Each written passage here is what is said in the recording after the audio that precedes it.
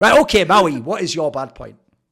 My bad point is a team that crashed out of ESL Pro League here, and I mean, I just get so frustrated with them. But I also want to do a little bit of narrative correction with them. Is that, and we've talked about them for a variety of reasons over the last couple years.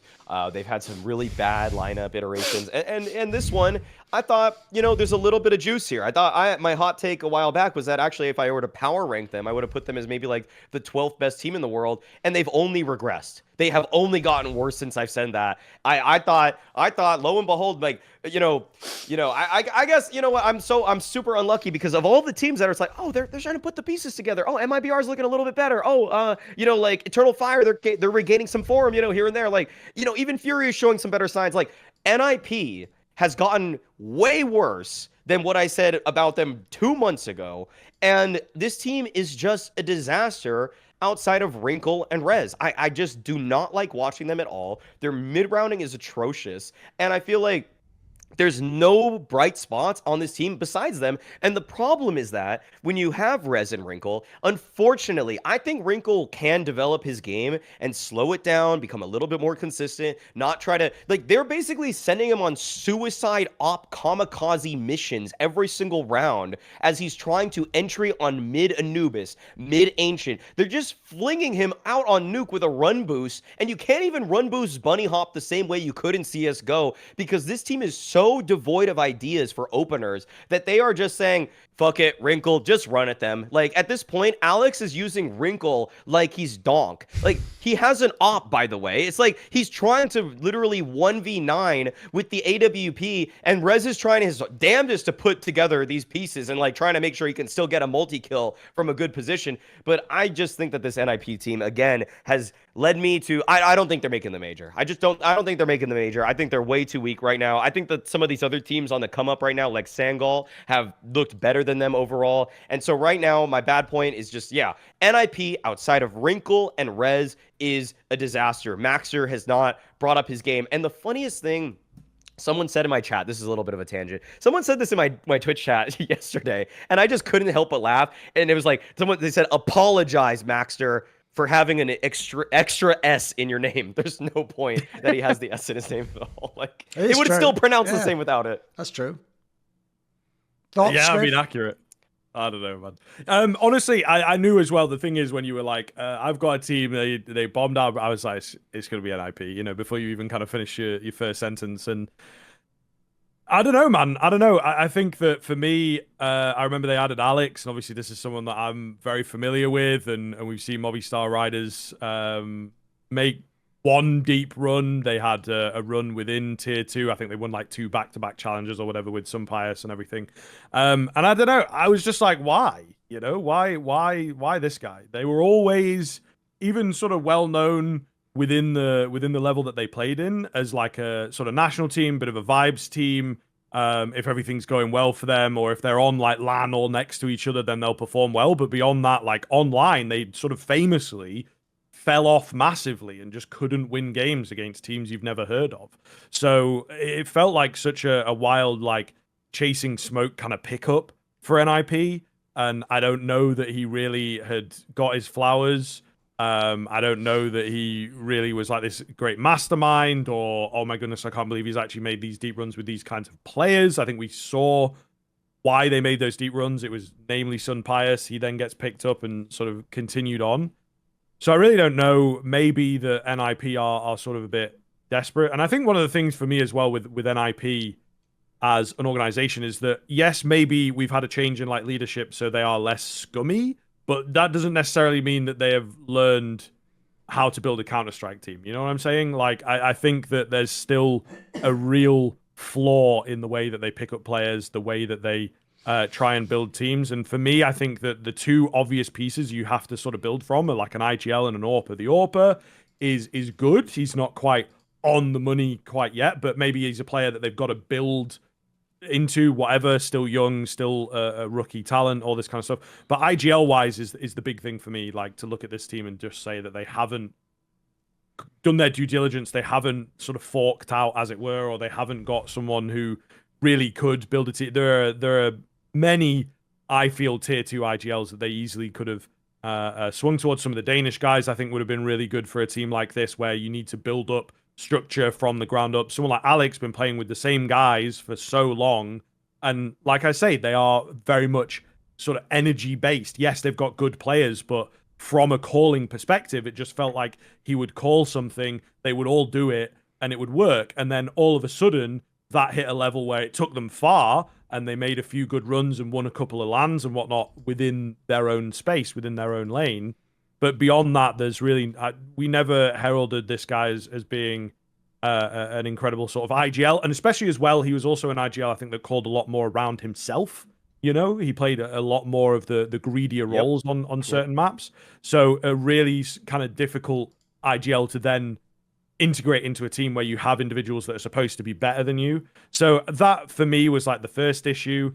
And then you have a couple of players in here again where like Maxter, there's maybe something there, you know, but he's come from the Young Ninjas team. So it's an easy pickup, you know, it's an easy kind of contractual business decision.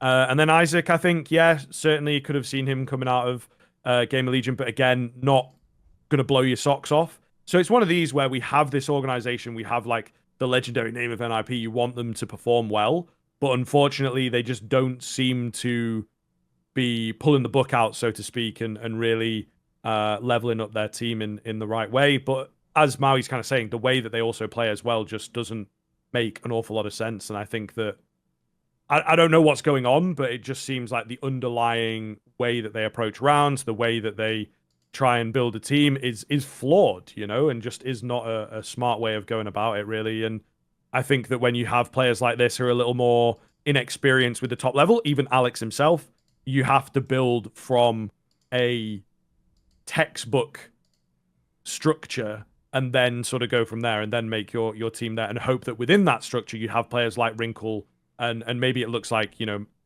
Rez, I guess, sure, is what we're sort of getting at here.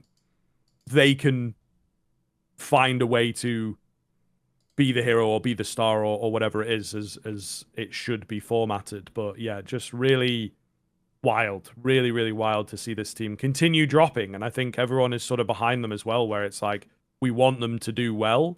And unfortunately, they just don't have that kind of level. The one maybe caveat that I'll sort of give them here, Maui, on the Pro League performance at the very least, it's a pretty rough group for them, and they did get a little bit shafted with some of the other results, as it were, if that makes sense. But I think from an eye test perspective, you're probably on the money. The problem is, this isn't like the roster. People are forgetting they didn't make the roster moves in the play break. They had their roster set before the play break. So that's also why I have to be harsher on NiP. It's like, this isn't one of those ones, like if G2 stumbles now, I'm going to be like, well, at the same time, I wasn't overreacting to them to get the players. So give it like another month, and then we'll see where they're at, right? I sort of feel like I have seen it all from NiP now. Like I've seen enough from them. That's the problem. And the flaws are so apparent, even in terms of the players. It's like, how can I really sort of like hope this gets better? Like an obvious angle I'll say about their roster is this, right? They need an NiP to shit or get off the pot. You have to ask yourself this question. Are you holding out the naive dream that because you have 3 Swedish players and you are NiP, one day you will be a Swedish team again? Because if you are, by the way, now's actually the time to make that move. What you should logically do, if you ever care about being Swedish, you should take Wrinkle, who is the most obvious trade bait you could have right now. Loads of teams would sign him, by the way. Like, I'll guarantee from scrims, people know he's really skilled, and he's just some Ukrainian player, so there's no, like, culture fit to NiP. You could sell him, by the way, right now, probably for, like, 700k, 500k, like a very help. By the way, sadly, they'll probably ask for over $1 million, so I don't think they'll be selling him. But essentially, if people are hyped enough, you could sell him. Then you take that money and you go and you buy Hampus and Nork or Drake and whoever it needs to fill out. You do your 5-man squad. Because if you're not going to do that, this is the very important thing to listen to here at NiP. If you're not going to do that, then why are we having 3 Swedish players? That's the obvious question. Because that's the part that doesn't make sense. Like I said about the Zimu point with Vitality, right? You know this whole Maxter thing, where what people are going to do is this, they're going to go, well, he was on the academy team and we believe in him and he's only 20. It's like, none of that matters if you're just an international team trying to be top 10 in the world. Like, you don't need to have him. You know what's brilliant? brilliant. You can get any player as long as they speak English. So I don't need a guy who, the fact he's 20 doesn't help him in that regard. The fact that he came for your academy doesn't help him in that regard. Like, you actually have to be good. So Maxter, for me, just hasn't been it. The Isaac signing looked quite interesting, like a positive move. It's been kind of shit. He actually hasn't been a good player, unfortunately. So there's 2 of your 3 Swedes. Toss them in the bin. We don't need those ones. Rez is still good, but even then, he's not like a prime all player. He's just a good player. Funny thing is, essentially in their team, he's almost like the Rain. He's just a good player, but he's not some star player. So the problem you also have is, I feel like to a shitter, they actually think Wrinkle's overrated. They watch these games and they go, NiP lose all the time. It's like, no, because the joke is, I agree with Maui, they make Wrinkle do way too much, bro. And the problem is, he has the personality for it. I've talked about it on past episodes. I actually fucking love this guy's ego. I actually love that he actually does think like he is some swagged out person. Like by the way people reacted to that wonderful Wrinkle,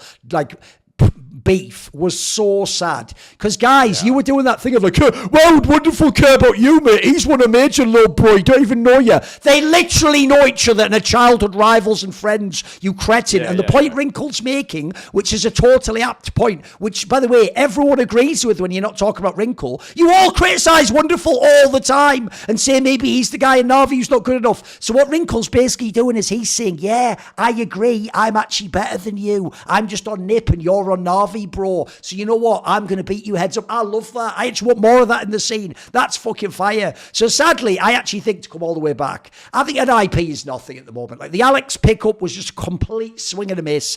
By the way, as a quick aside, that is easily my least favourite category of player in Pro Counter-Strike. A 27-plus-year-old mega veteran who played in one national scene for years.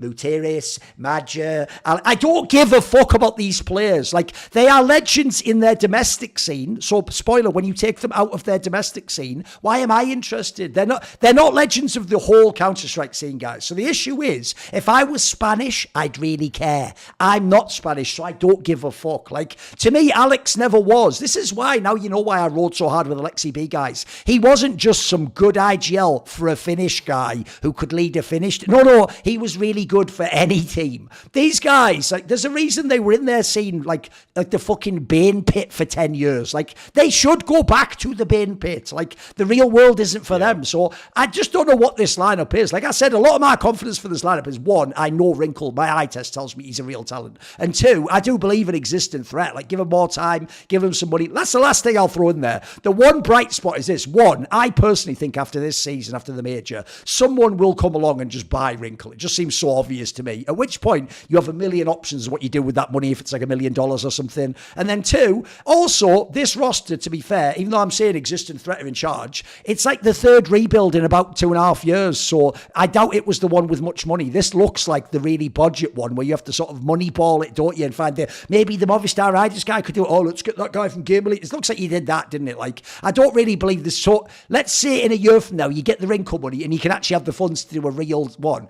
Like I said, there's two obvious ways you do it. Either make the Swedish team and commit to that. You can still do that, by the way. It's a valid angle. Or just say, fuck the Swedish angle. It's like, it would be like if Mouse just had to have 3 Germans on deck at all times, but then we're an international team. It's like, bro, Mouse, their whole strength is not having German players right now. That's the beauty. They didn't even keep JDC, by the way. They were like, thanks for building that team, Daps. I mean, JDC, we'll take it from here with all the winning, which is just a cruel joke against Daps. And he's probably thinking, why am I catching strays? That's all you're catching in Counter-Strike at the moment, mate. Do you not see NRG? No one? Anyway, right, enough about that. So, although the joke there is now it's Nitro just getting all the strays there too. See more cool, funny, interesting clips based on topics from my content? Well, subscribe to this channel then, or, be a pleb and don't.